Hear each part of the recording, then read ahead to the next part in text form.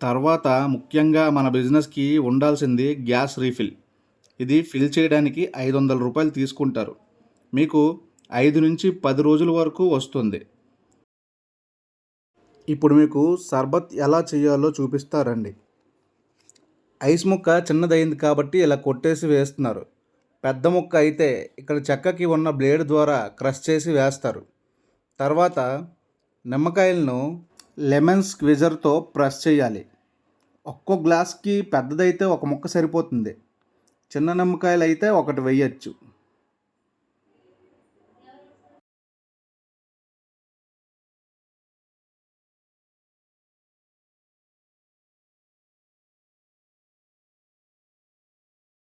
నేను అయితే ఒకటి గ్రేప్, ఒకటి సుగంధి చేయండి అని చెప్పాను.